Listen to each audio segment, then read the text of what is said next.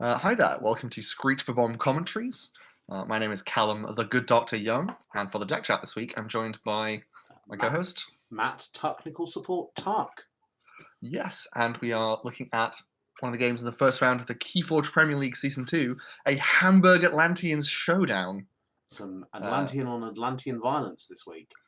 Indeed, and it's Lorenzo versus IrieDaily. So we have a triad matchup, so we have 6 decks to look at. So we'll start with this one of Lorenzo's, which Google Translate tells me is called Violent Valley Agent Randolph. It's quite catchy. It's quite a Uh, nice name when you know what it yeah, means. it's pretty good. And my main impression of this was it's just a very good all-round Worlds Collide deck. It kind of has everything you want in it.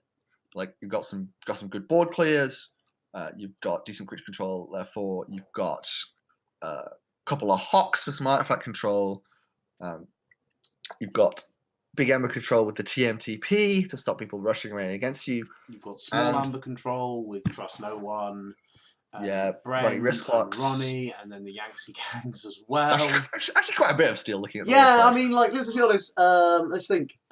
Everything except Vinder, I think, is in some way related to steel in that shadow. Nope. Vinder will also steal from you. The hawks and the mugs The don't, Hawks but and the Mugs have no they're steel, but pretty good in their own right. yeah. And on top of all of that, you have a 20 creature Worlds Collide set that's going to give you some incredible efficiency. Because looking at it, you've got Valjerico, nice leader there. You've got Zenzik. So a double leader deck. It's pretty good. I mean, And and then you've got on the sort of other bits of the pine, you've got a quant to let you play yep, stuff. two You've got quants. you got two quants. You've got a Telltale Vapors. You got Tabor. Yeah, Want to have a brief look at Psy Officer Lang just for some extra card draw. yeah. Archive top card deck when an enemy creature reaps. You've also got. You've just got a load of stuff to get stuff into your archive in the form of that is an information officer Grey. Yeah, Edi's, Jog Goggle. It's just all very good. Yeah, I Like I mean, I don't. think it's not This deck's really. gonna put in a pretty consistently good performance in pretty much any game. Yeah, I can't really think of any obvious weaknesses. I mean, No, that's a good sign for the deck, right?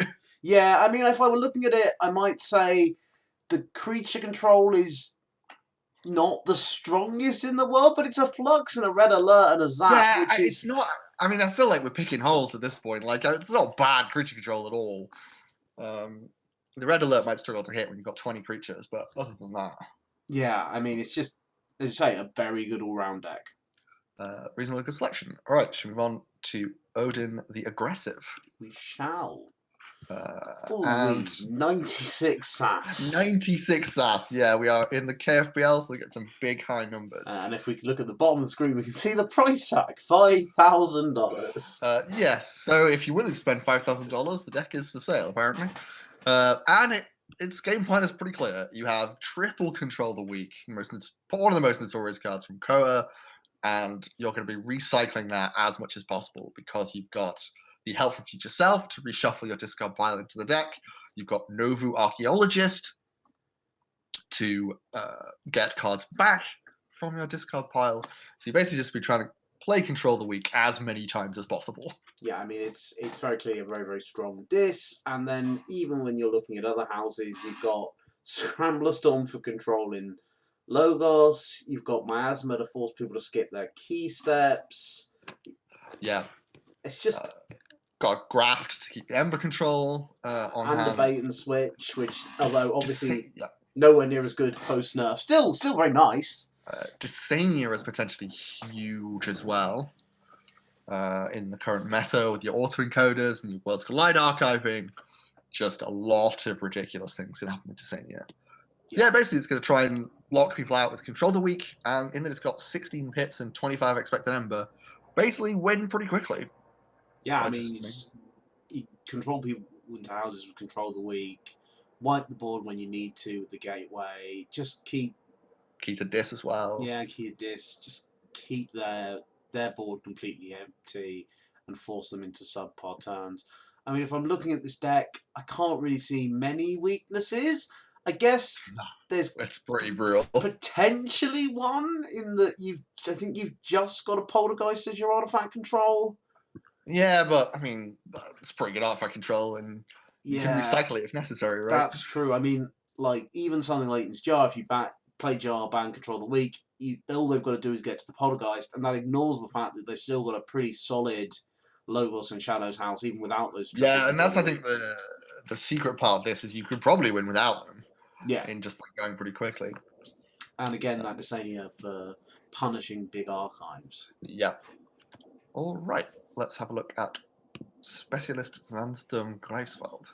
Now, this is a deck that familiar viewers of our channel will recognise. Having seen it before. Yeah, it's been run out a couple of times already. Done very well when it has been. Yep, and I was initially excited about this because it is a competitive World Mass Mutations deck that does not have Infernus in. So I was like, great, this will be fun. I'm not an Infernus fan. And then as you looked at the rest of the then I looked deck, at you it, were like, yeah, I see. It just will shut down almost all things that you might want to do in a game of Keyforge, right? So you start off with the double Skippy Time Hog and the ability to archive them with getting back with Stirring Grave. So just locking down boards. You've got the Purifier of Souls to stop any destroyed effects from happening. You've got the Opposition Research to stop reaping. Yeah. And then even once we've gone past that, you've got the double Mark of Dis to force people into subpar turns. And there's just so many. And also, we haven't even touched the Vault Keeper and the Discombobulator. Yeah, no steal. No stealing, no using your cards, no reaping, for taking subpar turns. I mean, this is very much definitely a control deck. And it wins definitely by doing that control. Yeah. On top of that, you've got a big Sanctum board you can set up and just a lot of enhancements scattered around the place, right? So and they're nice enhancements as well. I mean, you'd always look maybe for a couple more Amber Pips, but Capture is always nice. Damage is particularly nice in a meta where there's lots of warding. And Draw is just Draw, and I don't think anyone would ever turn down a free draw.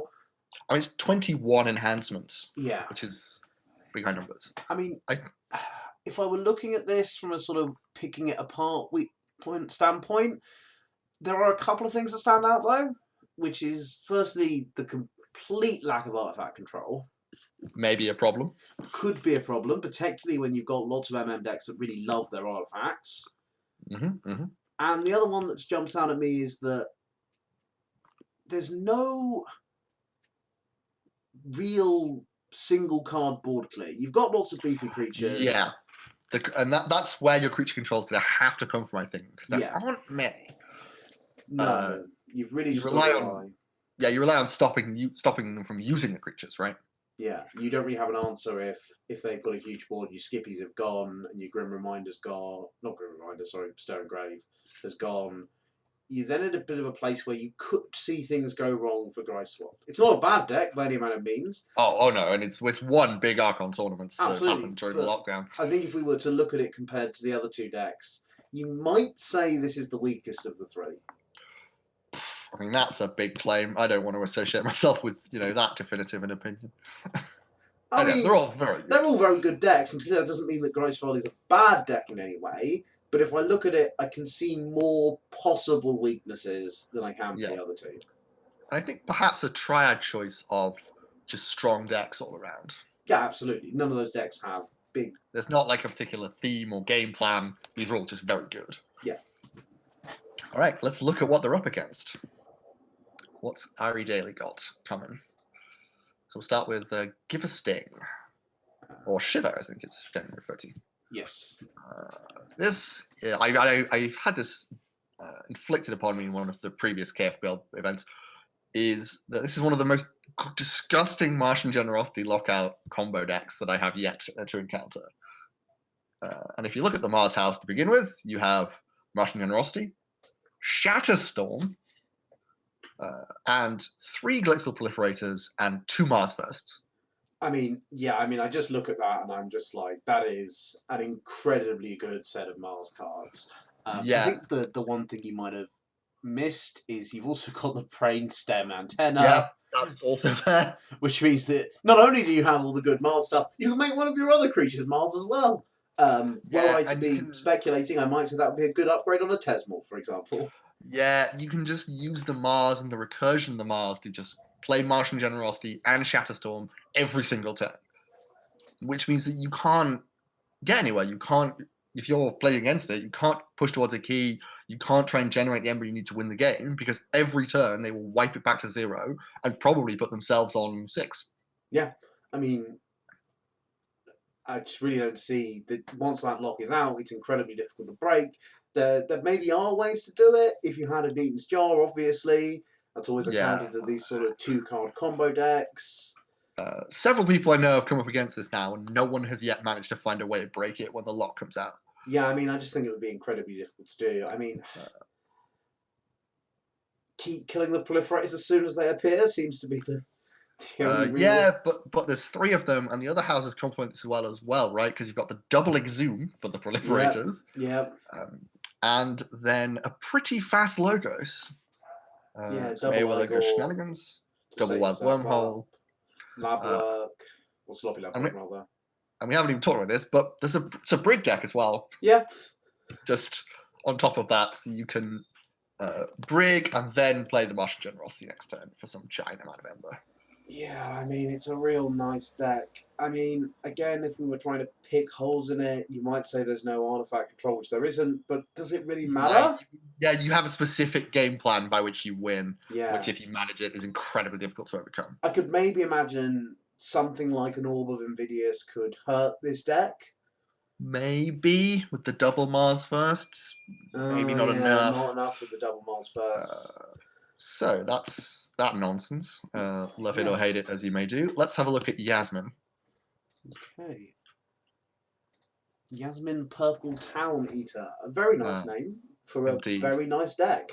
And oh boy, the speed, the efficiency. Yeah. This is 22 efficiency. 22 efficiency and some recursion. And 4.6 recursion. So you've got 4 Tau Vapors, double Igors, a Jargoggle, a Greater Oxtat, if you want to flag that up, just to be discarding cards you don't want every turn. Well, don't forget the Greater Oxtat is purging cards. Purging, sorry, yes. Which means that if you've got... I mean, I can't really think there are many cards in this deck where you're like, I don't really want to see that often. Maybe the Quincans, 3 of them is perhaps a bit too much. I don't know, you could set up a board where you're stealing 2 or 3 each turn. So, I mean, the speed always raises the question of, what are you going to use this speed for? What's your plan when you have a bunch of cards that you can use? Yeah, and I mean, if I'm looking at this, I'm guessing that it seems to be jump out a bunch of creatures, because, I mean, correct me if I'm wrong, Callum, there's not an immediate game plan to me, other than maybe the Data Forge. Yeah, so I had a think, an attempt to come up with a game plan, and we'll see if I'm correct later. But you've got the Data Forge to potentially get a cheap or sudden key. You've got a big EE turn probably happening at some point. That's true. To either purge any disc from your opponent or just to thin out your own deck massively. And also potentially a big Obsidian Forge play. That's true. You could have a big Obsidian Forge play. That you archive a lot of disc creatures, whack them all down, steal a bunch, Obsidian Forge.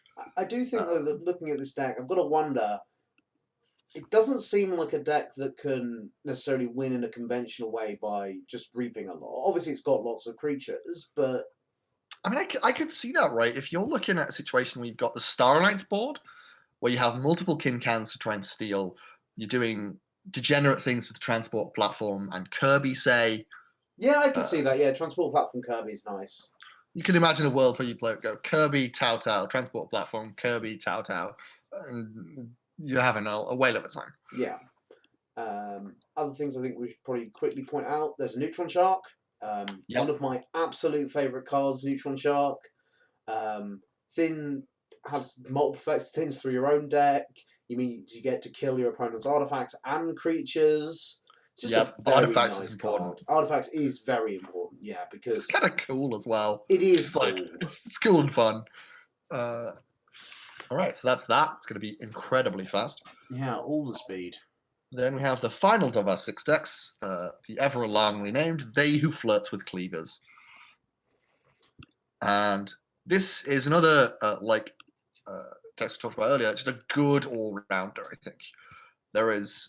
This deck can pretty much do everything you might want to win a game, and do it moderately to quite well. Yeah. So, triple Infernus, triple Pismire, and an Effervescent make up a pretty solid set of Ember Control, and significantly Ember Control in every house. Yeah, that really is Ember Control. You've got the double Infernuses, you've got the Effervescent. Double.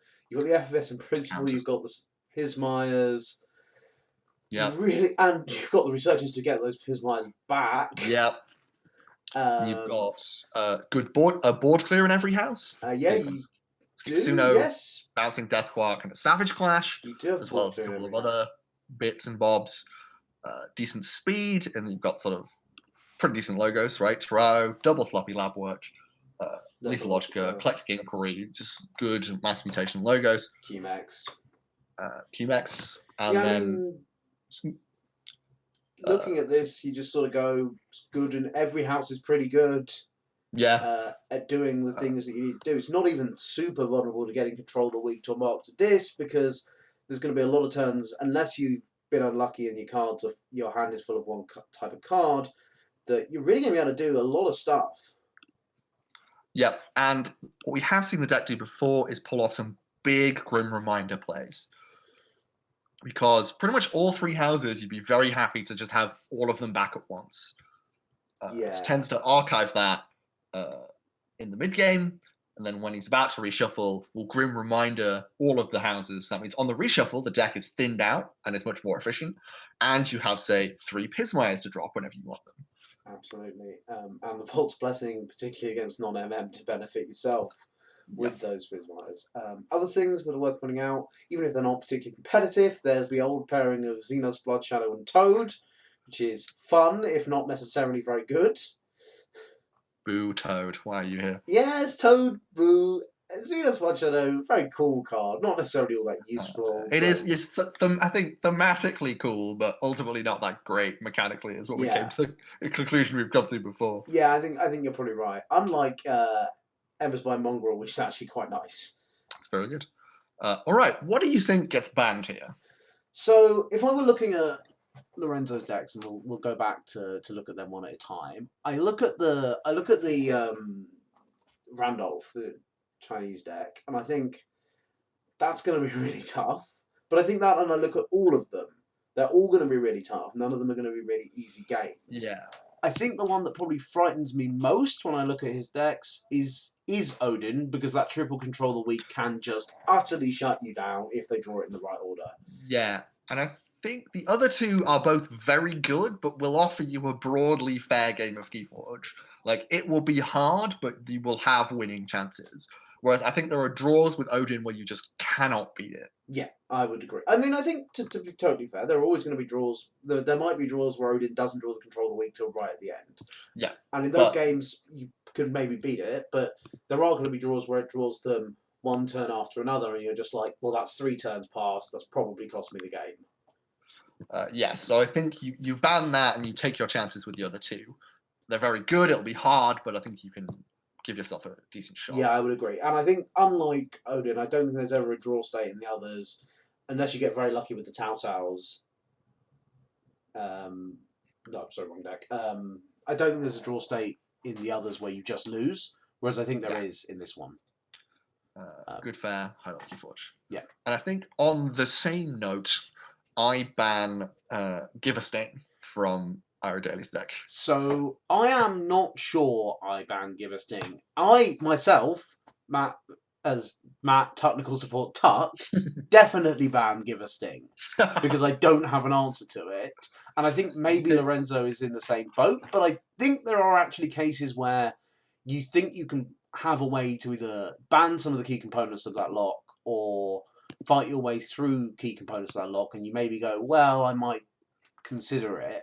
Stuff like Control the Weak and Mark of Dis are the sort of thing that you would use to break that Mars lock. Yeah, absolutely. And so maybe start to make some progress. I think if you'd had a deck where you were confident that you could break the Mars lock at least once or twice in the game, Because once you've broken it right, there's a pretty solid chance you can start doing other things. Possibly, yes. And the Maybe deck's still pretty good without it, but yeah. that's the main I mean, thing. I think the one that I would ban if I thought I had a way around the Mars lock is Yasmin, because that 4 Tau Vadas in the day at the Forge. It's just. You think you're just going to get buried by card advantage then lose. I think there are going to be games with that where you absolutely get buried by card advantage. And even if maybe your creatures do more interesting and exciting things, you just don't have a response because they've got a huge archive, a huge hand, and then they Data Forge you, and you're like, well, that's game. Yeah, I think reasonably. There's also a chance it just purges all of its own cards and becomes hyper efficient Logos Star Alliance. I've seen absolutely. Great Dis do this before. Greater Offset, Bornit, Infernus, you could absolutely purge, and the Ease, you could absolutely purge it so that you were just left with an incredibly efficient Logos and Star Alliance, which is incredibly frightening. I would ban the Mars Lock deck, but I don't think it is necessarily always the right choice. I will take a slight gamble and say that I think it will be banned in this matchup. But I think you're probably right. This is an inter-Hamburg match. They'll probably know each other's decks very well. So there may be an insight on these decks that we don't have that they do. So I guess we'll find out pretty soon as we move to the game portion of the video. Good morning, everyone, and welcome to the game portion of the episode. I am David, Baron von Fabulous. Lark. And I continue to be Callum, the good Dr. Young. We're having a bit of a change of personnel here as we are ready to see this game between IrieDaily on the top of your screen playing Give a Sting, Shiver, Caprica, Reaver, and Lorenzo 99 on the bottom of your screen playing Specialist Sandstorm Griefswald, a deck we've seen him play many a time to great effect in the past. And interestingly, Tuck and I did not, well, I in particular did not predict the bans correctly. I assumed that Give a Sting, as the ridiculous Martian Generosity lock deck, would get banned, but Lorenzo is taking his chance with it. And we'll see if that pays off. What I'm going to do quickly, though, is I'm just going to swap the cards to be a large size, just so you guys can see a little better. I'm going to tell them that ready to start. Should I? Hold on.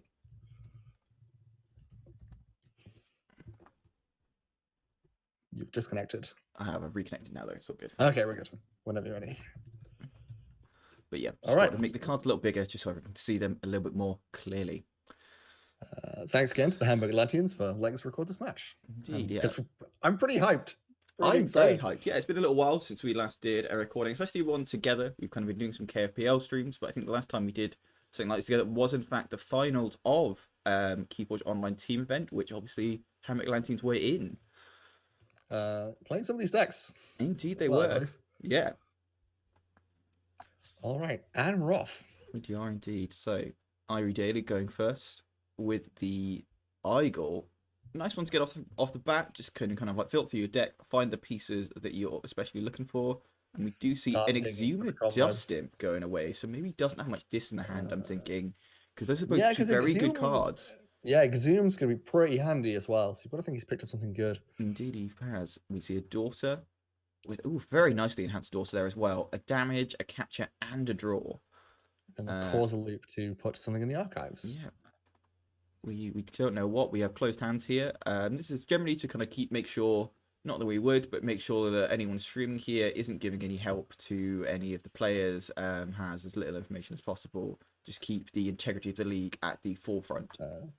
Does mean that our predictions and analysis is a little bit less clever, but it does mean our reactions are much more authentic. Indeed, when cool stuff happens.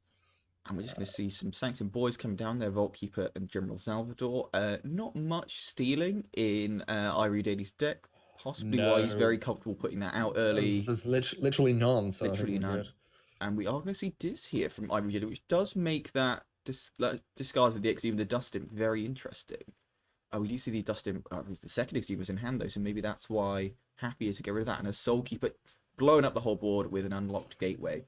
Putting himself to check, killing the Dustin. Indeed. Yeah, I've got to think when you discard an Exhume and Dustin, I think you picked up some important combo piece. You've got to think so, yeah. You thought maybe he just got unlucky and got like 3 discards, one of which was that second Exhume, which is like, well, I got to Exhume something here. Decided to gotta put something in here and just thought, well, if the dust is in the discard, then I can use that Exhume to get it back. Yeah, noteworthy, and that's the big board clear coming from IrieDaily's deck, and we're having a Cronus instantly come down, and alongside with a draw enhancement, also a double draw enhanced sloppy lab work. Mhm. So huge amounts of efficiency just come. Yeah, we do see and that here archive comes, of 6 from Lorenzo, but oof, not a great turn from no, Irie there, though. no, that is not the best. And Lorenzo, so- big archive here, setting up for something. So I think if you've played this deck before, or if you've seen it before, that those things have to die. Yes, you do with the double Mars first and nothing else on the board to turn off that Harvester. You can see that generating huge amounts of Ember. So I think, another Logos turn just to fight and kill both of those things. You see the Cinder come down. Cinder, card that I really like in Mass Mutation. I think it's just like obviously the downside of it reaping, destroying a creature isn't great, but like such a big body to fight with. You know, and Skippy Time Hog, very good card here. Doesn't have to kill them immediately. Gives him a turn just to kind of like set up, get some stuff down, and he is though going to kill the Xanthix Harvester anyway. And I think that the Skippy Time Hog plays could be one of the reasons that Lorenzo thought he had a shot in this matchup, because that is one of the things that can turn off the sort of combo nonsense. Indeed, it can. Oh, Wild Wormhole into an Igor. And you've got to think that laying him forward to that first key, maybe there was an element of strategery there, thinking, I don't want to like do anything to knock him off like to 5 because it's so dangerous with a Master Generosity running around and a Binate Rupture too. Yeah, I think that's got to be a deliberate choice. And this is something we've said that before when we've watched particularly Hamburg Atlanteans play each other, is these are players who play a lot of Keyforge, but also play a lot of Keyforge with each other, know each other's decks very well, know each other's plays very well. And I think it means that you probably are going to see a lot more kind of thinking and a lot more strategizing than you maybe would normally. You always spot the sort of locked games on the Crucible with 2 Hamburg Atlanteans in, and you're like, what mysteries lie within? Because they always show up to these big KFPL events and do really well. They do indeed. There's something in the water in Hamburg, and if it wasn't for lockdown, I'd be there taking a drink. Okay. Yeah. Just from the river, or like? Yeah, maybe. We don't know. We don't know what the source of their mystical power. I'd be drinking from everywhere, Callum. I'd be trying to find what on earth is causing it. I'd be wearing a hat of some kind. I'd have a magnifying glass. I'd be sleuthing. All right, so we got some Sanctum. Gonna get another. Just going big on the board, I think. Yeah, you know that the unlock gateway's come and gone. Yeah, you've got still 6 cards in that archive as well. So you've got to think maybe a Dis turn is on the cards for that, because we haven't seen any Dis at all, I don't think, from Lorenzo, and we've got 9 cards left in the deck. So let's look at what kind of that's nice. 3 Fates. So, yeah, we've still got the break key to come as well. We've not seen that yet. We've got stuff like Starette, Techno Fiends. You've got some nice cards in Dis that could be played out with Tesmal. Tesmal and a Bloodshard Imp, so something to slap back at that board by giving him something that he has to kill before reaping. Yeah, but I can imagine those are not going to be long for this world with the level of board presence that Lorenzo has. And we only see still Logos. Adaptoid sticking around on the board, which always seems very high risk to me. Potential for some big steal happening. Yeah, I mean, not if I remember rightly from Specialist though, it doesn't have the most pips in it as a deck, especially not in Logos really. I mean, it does. We've seen quite a few of them already. So we've seen the Daughter, we've seen the Sloppy Lab work. Cronus is on the board. We only see a second Skippy Time Hog, so no using cards for IrieDaily. And the 2 Skippy Time Hogs is just brutal. Like we talk about the brutality of like control the weaks, mark of disses, but it's gonna Skippy Time Hog almost does a similar thing of just being like, you guys can't do anything. I'm just gonna stop you, using your cards, which generally Keyforge is pretty handy. It is useful. One of the key game mechanics. Yeah, and we've seen the 3 Fates come down as well, which means that IrieDaily has now used pretty much all of his big removal. You're not going to see Lorenzo's board going anywhere for a little while now, and I think this is where we are going to start to see that screw being turned a bit. And we do see a double Adaptoid steal. Do indeed. So he stole 1 with the Scrivener Fabian and the Skippy Time Hog. Stole 2 more with the Adaptoids, and it's just going to fight some stuff off the board. We've got that ward on the Scrivener Fabian as well, making it real hard to remove. We've seen the Binate Rupture come and go. Mhm. So there's no brig happening. There could be a graft, It but could 9 be. is not the worst. Oh, cutthroat Cutthroat research, but can't What? steal because of the Can't discombobulator. steal. But there's the graft, so it doesn't matter. Yeah, just doing them. But so we were incorrect earlier actually when we said there is no steal in IrieDaily's deck, but its cutthroat research is not typically a steal that you're doesn't thinking about. immediately We come across now that. see that big archive Now picked so. up. What's he got coming?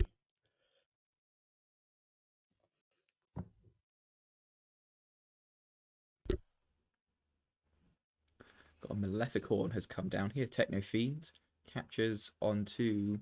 But steals Oh, because of steals, of Fabian, course, yes. and will steal again. Oof, this is brutal from Lorenzo. And I think Histrikov. just saving up a lot of the things. Great key just for the embers. Just to keep that Ember Turtle down, because obviously the Martian Generosity is coming. We might have it already. It's gonna stir and grave something. Yep. Cronus setting up potentially more archives on down the road. Snorette. Drekka. Oof. So just setting up a situation where you're gonna take all of that Ember as much as possible. Interesting You order do not here. want- I maybe would have put the Drekka between the Techno Fiends, just because you're less likely going to want to destroy those than say a Martian Snorette. Generosity for 2 Ember. Oof, only 4 cards drawn. That's not what you want to see. You probably are going But to see a you've got Proliferator and you've Brainstem antenna here here. we go. So you've got now there's going to be a bunch more Mars. And a full discard pile as well here. So I think we're going to see a lot of Mars going into that archive, ready to set up a very large turn next turn. So maybe like thinking this is a bit of a fallow Martian Generosity, but next turn would hit me. Having said, unless you can destroy that Drekka and those Techno Fiends, any Ember you can build up now, I can see it getting stolen pretty quick by that big old disc board that Lorenzo's got. Potentially. We'll see if the lock can properly come down with the Shatterstorm. Depending on whether he's got it, I feel like, say, a Collector Worm may have been better here to put the Brainstem antenna on, just to kind of like start archiving like the Techno Fiends and things like that. No, I think having seen this deck before, it's all about the lock at this point. Because now you're going to have the if you can get the MG and the Shatterstorm in the archive, She will here, yeah. you can do this every turn. This is why I would have been tempted to try and get one of the Skippy Time Hawks back on that disc turn, because we saw a damage pip come down from the Essence scale, and we saw the Grim Reminder, Stirring Grave. Sorry, I was getting too mixed up. I thought you would bop one of the Skippy Time Hawks. You're going to see the Mars first there. Archive 2. So you've got a Martian Generosity and a Mars first in the... I suppose banking on the fact that with that you could hopefully redraw, or you could... So yeah, doesn't have the Shatterstorm back then. Maybe hoping to chance it on playing the Martian Generosity and redrawing it, but it's a big risk, it feels like. Or one of the... We only see the Mark of Disc into Mars. I think this is actually a strong play here. I think you presumably here you're going to see some fighting to just take off those proliferates off the board and just say, you know what, if you want to take another Mars turn, make it real difficult for you to kind of pull off that big combo. I'm not sure you'll be able to. I don't think he will either. Let me see. Discard causeway. I think we might see like an Essence scale here before the draw to get a Time Hog back into the discard. I'd maybe want to see here. I think that's what I'd be tempted to do. Interesting though, leaving that Proliferator alive. Still got time to Essence scale something. Very true, yeah. Especially with the Adaptoid, I can see to kill it. But yeah. Yeah, I wouldn't be surprised if we see that Skippy Time Hog with the capture. No. Oh, it's Skippy Time Hog. I was correct. Yeah. Huzzah. Just and then a fight with the Infomorph. Off. Yeah. So Martian Generosity and Mars first in the archives, but no proliferators available. Nope. Yeah, Mars first not too useful when you've got no Mars to first. We are going to see that pick up of the archive, so maybe has that third proliferator. Unless it's I don't think so. I think we just saw it already. And we do see the Martian Generosity being hit, and I can see. Concession. I guess just thinking, well, I suppose with that board, knowing that your Martian Generosity's gone, your Mars First's gone, you think, well, What can I do here? Yeah, he's just gonna reap 6 times next turn probably, Yeah. and do it after that as well. Well, Sandstorm almost cruises to victory. I think that sort of big, hefty board, mostly coming after the control from Give a Sting. Yeah, I think those skippy time holes were really crucial. I think those were what really kind of like came at clutch times. Like say that there was the Mars turn where he had the Proliferator and the Xanthix Harvest down, and he's gonna stop that going. That was really big. But we are now gonna go to the second game. So I hope the password is the same thing again. It is indeed. And we are in the second game. These Hamburg Atlanteans is not hanging around. Might be some shenanigans as they try and ensure they get the correct pick of who wants to go first. Ah, this is true. Yes. We'll see. IrieDaily just coming back with Give a Sting. Interesting, yeah. Knows he has to win with it. It's an interesting one. I'm personally a fan of usually switch swapping decks after a loss. I think for me it's just a mental thing though. It's like if I've just lost with a deck, I'm usually like I feel like a little bit down on it. I like to kind of switch to a different deck, freshen things up. But yeah, I like to switch because the odds of your opponent remembering the tricks are lower if they see the deck again later. But obviously, I think that's not as big a factor here when they know each other's decks very well. Indeed, yeah. I think this might also just be he knows Give a Sting is maybe a better matchup against Lorenzo's deck, and we see ZYX Researcher archiving something. And do you have the translation of Lorenzo's deck? I know you usually look these things up. Yes, it was Violent Valley Agent Randolph. That's a good name. You also have Randolph yourself as well. I wonder if they're related. I do indeed. There are quite a few. I have 2 Randolphs, I believe. And we start straight off with some logo sufficiency and getting a hologramophone down, which could be very useful. A lot of high value targets in that deck. Indeed, there is. And we are going to see that Proliferator come down, the fixed finger. Do we see a Mars first? Probably not. Although, I forget the ordering of Mars first. If you Mars first a Proliferator, can you then archive that same Mars first? Or does it have to? You cannot know because it is still resolving, basically. And so it doesn't go to the discard pile until after the reap. Discards the Shatterstorm. Oof. Gotta hope he's able to proliferate that back. I mean, I think he's got, with both 2 more Proliferators and 2 Mars first still in the deck, you've got to think he's going to at some point have a way of getting that back. And he's just thinking, well, I don't need it this early on, but I can definitely get it back later. I'm pretty sure Randolph does not have the creature control out of hand. A double hawk here to go straight onto check and hit down a Yancey gang.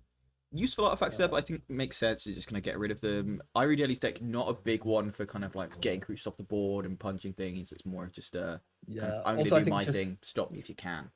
It just feels like he needs to try and rush past the combo. Indeed. No Mars reaping, so he's going to do something else. Yeah, and also just kind of not amazing amounts of Ember control in Give a Sting looking at it now. You've got the Anguish, for example. You've got, obviously, the Binate Ruptured Graph, but that doesn't really stop you forging. That just punishes you for forging. No. And the Shatterstorm, which we've already seen go. So I think Lorenzo's just thinking, now's my chance. I'm going to get a quick key right off the bat. So exhume something. Which is a ZYX Researcher. And gonna archive. Gotta feel a bit of a slip there, because you could have played the Researcher first and archived the Shatterstorm. No, because he exhumed it. I think that's how it works. The exhume goes after. I might be wrong. Anyway, this is how it's I guess maybe he just wanted the Misery Exploit, but no, I see what you mean. That is a strange one. I would have thought he would have preferred the Shatterstorm to the Misery Exploit. Well, he took something from the deck. Oh, he took something from the deck. Okay. So just wanted to go through it quicker, which I think is defensible. Yeah. Interesting. Yeah. Yeah, that is strange, actually. I would think he would have wanted that Shatterstorm just for... It's very useful. Yeah. Handy. Handy being able to get rid of pretty much all your opponent's Ember, generally. Is pretty good. We have a Logos turn coming back from Lorenzo, who's going to drop a Zenzik and a Jar Goggle, and then draw up to 8 cards, because why not? Yeah. And we are going to see that cheeky Reap from the Charette. 3 Fate is going to, destroy that Zenz, though. I'm not going to try and say it. I don't have the capacity. And we do see that key now being forged by Lorenzo. And having got rid of one leader with one of his few pieces of removal, the other, possibly better one comes down. I'd say they're the 2 best leaders. I'd say the leaders where they're just kind of like, I'm going to put this on the board and it immediately does the thing. I don't even need to give it a turn to do anything. are kind of what makes these guys the best too. Ooh, and that is a rough start, a rough board to drop down immediately Yeah. after you've played the 3 fates. Straight to this though, do we have the unlocked gate? We do have the Yes, unlocked we do. gateway. Okay, so that's Brutal. 2 Ball big game. boards appearing and immediately dealt with, both leaders, so a lot of the efficiency. But that is all of IrieDaily's removal gone now. That's with the unlocked gateway and the 3 fates, and we are seeing now. A lot of things happened there. Let me just kind of like shift around. But yeah, we saw the Breath of Fnatic come down along with all those other 2. We saw the Mug to deal 2 damage to it, and then the second Mug to kill that Breath of Fnatic, stealing 3 from IrieDaily, putting Lorenzo straight onto check. He's just rushing. Yeah. He's just knows he has a certain period of time before the generosity happens, and just needs to get past it. And he's 2 keys to nothing up here. I guess just bank on the fact that maybe the brig Iris didn't have the brig, which was the case. Wasn't punished. Twin Bottle Mission going to destroy that Tesmal and that Archimedes. 2 very good cards to get rid of. It's looking dire for IrieDaily. It really is, yeah. You've seen his Ember Control is gone, his board clear is gone. He's not got that combo coming to hand. I mean, you've still not seen the March Generosity. You've still not seen the Proliferate, and you've not seen that Brainstorm Antenna. But unless he draws that pretty damn quick, I think it might be curtains. Nah, Brainstorm's in the discard. Is it? How did it get there? That is a good question. I don't know. Was there a Shadows card that discarded it, maybe? No. I don't know. But we do have the Martian Generosity, and he's going to hit it with the Proliferator. So, what have we got? No idea.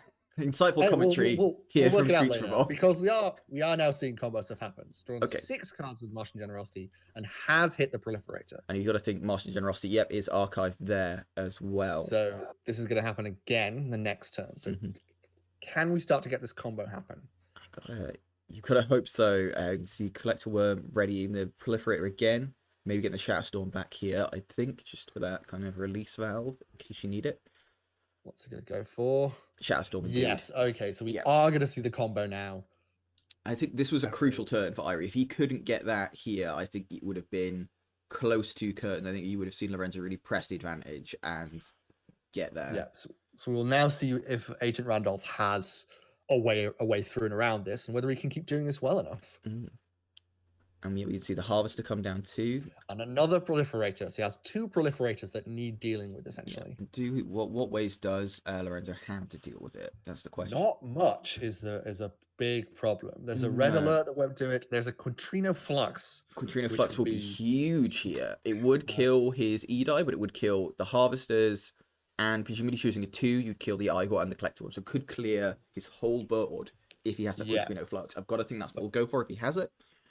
Other than that, lacking responses from hand, I think. Has gone Star Alliance, does pick up the Archives. Gotta think a Quintrino. Not much left in the deck. Could be a Quintrino Flux. Gotta think so here. I think if not like Red Alert, you could still do some damage with. Like a Red Alert. There it is. A Red Alert and a Zap, I think also you could have done some interesting things with. And Psyoff, some Morpheus, Navigator Alley. Not a card you see very often, Navigator Alley, but a very nice one. Look at the top 3 cards of your deck, put them back in any order. But doesn't even help doing it twice. But Frayne, Garcia. Just makes you feel good. No Frayne's Blaster in the deck, unfortunately, so no point of Frayne putting the Ember on herself as usual. But yeah, just capturing that Ember. You're going to see the cutthroat research for the Ember from Irie here, the graph of the Ember, and this is not what you want to be seeing if you're Irie playing out those big cards just for a pip. Yeah, it doesn't help. But it's presumably trying to set up another MG turn in a second. Which he does have. I mean, you got to think that he's got that in the archive. And he's archiving. He's going to reshuffle the deck, so he'll be trying to draw back into stuff. Yeah, discards that Anguish. Just not helpful right now, not what he needs. But the thing is, if he can Martian Generosity for 8 or 9 cards here. True, and I think that's part of the problem with Lorenzo here is Lorenzo doesn't have a way of taking a lot of Ember from IrieDaily, really. He's got to take like 1, 2, but Irie maybe just kind of sits on 5 here. He's got the potential for either a big Shatterstorm turn if he needs it, or a big Martian Gen turn.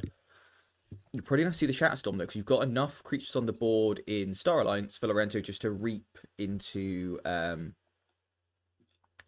yeah, doesn't play the Wild Wormhole, just doesn't want to go to check. I think that's very strategic from IrieDaily very here. clever. Yeah. I'd be interested to see to what extent Lorenzo didn't ban this Generosity deck because he thinks he can beat the lock. Because we saw in game 1, he knew to just build a big board to try and outrun it, and it couldn't deal with it. And we saw in game 2 him archiving the Quintrino Flux, which responded perfectly to the like multiple proliferator shenanigans.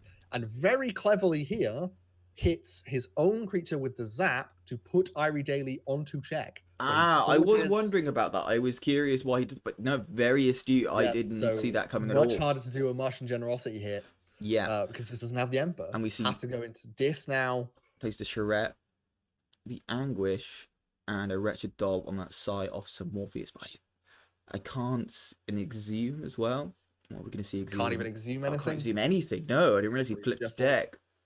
This is brutal play from Lorenzo here. Just as soon as Irie gets a little window, a little opening, a little door kind of creaks open, Lorenzo just slamming it shut right onto IrieDaily's fingers. Proceeding with the confidence of having seen and probably played this deck a lot, both playing it and playing against it, knows the ways that the combo will fail. Yeah, I think maybe just see another Star Alliance turn here. You know, just keep. I mean, let's put it this way: hasn't failed yet. The game's not over. No, not at all. IrieDaily's having a tough time for sure. Yeah, and like I keep saying, Lorenzo here just seems to know what IrieDaily is going to do before he even does it, and is cutting off those avenues just as early as he can. It's just really, really good play from both players here, but you've got to see Lorenzo just seems to be playing out of his skin here. Because you've also got, like, on the board now, 3 different houses, 3 ways of taking that 1 Ember away from him. Which is going to be pretty handy, because you're going to need a big Generosity to try and come back into this, because you will need to hit one of the proliferators. And this is where the, like, closed hands things make us a little bit less entertaining, because we're just sort of speculating as to what might go on and what various people might be planning. So interesting that I was going to say interesting fight in the Anguish there, but just I wanted to get it off the board, gets that Ember, reaps with the red alert, just get it out of the hand. Goes to 7. You have to go Mars now. Going to see this out. I think we'll probably maybe see the Generosity, then the Shatterstorm here. I've got to think. Well, we'll see what he's got. Just playing out some of them dark cards. And IrieDaily, I think down here, but definitely not out. You know, with that combo, there are ways in which you get back into this game. It looks very much in Lorenzo's favor, but with pushing him to check what he did was absolutely huge point in the game. Yes, because if he could have Generosity for 12 cards and then hit the Shatterstorm, it's completely different. And now he's really struggling to get a big MG turn off. Yeah, I think he's maybe having to make the decision here of like, do I risk the Master Generosity to drawing at least 1 more card to get enough to Shatterstorm, or do I just have to play the Shatterstorm and guarantee my safety? I think you risk the Martian Gen. I think if you can't hit the Martian Gen this turn, I think Lorenzo just pulls ahead further next turn. He goes staying in execution. I think you take that risk. If it's me, I don't. You're gonna play the Martian Generosity, draw 4 cards. I mean, I think you say it because it's Martian Generosity. You're like, there it is. You're like, oh, you know, it's capable of drawing so many. Didn't draw anything.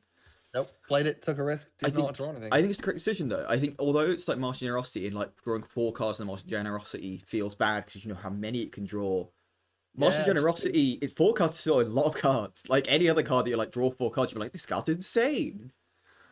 Yeah, I mean, it's kind of why Martian Generosity is so good, but not infallible at all. No. This is one of the, as I said during the chat, one of the grimmest Martian Generosity combo decks that I've seen, and somewhat taken apart by Lorenzo. Yeah. There was not the best draws from IrieDaily, came relatively late both times, but Lorenzo knew what to do, knew what would beat the deck, and did it. We saw some strong draws from Lorenzo as well, you know, getting that early Zenzi, that big Starlight's Ball, but these were both things that were dealt with very early by Irie too. You know, like I think the first few turns of the match, while kind of seemed to go Lorenzo's favor, Irie having those answers meant that the game kind of was like a lot more balanced than it maybe appeared towards the end.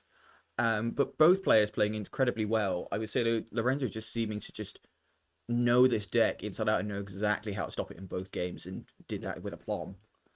Did very well. I'm going to say aplomb So- is our word of the day. I like aplomb. I do like aplomb. We will declare with much aplomb it to be our word of the day. Mhm. And yeah, round 1 of the Hamburg Atlantean endless fighting, because there's 3 of them in this group, I think. There is indeed, yeah. A real goes to group of Lorenzo. death. At least if you're holding a trident. Indeed. But yeah, so thank you very much for listening. This has been the first recording I'm doing today of 2. I have our dear friend Matthew, technical support Tuck, in his game this evening, in the featured game. So if you haven't already been watching it live on the stream, check that out afterwards. But yeah, really fun game here from both players. Really enjoyable to watch. Yes, good. Excellent stuff. Indeed. So I have been David Baron von Fabulous Lark. I've been Callum the Good Doctor Young. We've been Screechable Commentaries, commentating on the Keyforge Premier League group stages. Thank you very much for listening. Goodbye. Bye-bye.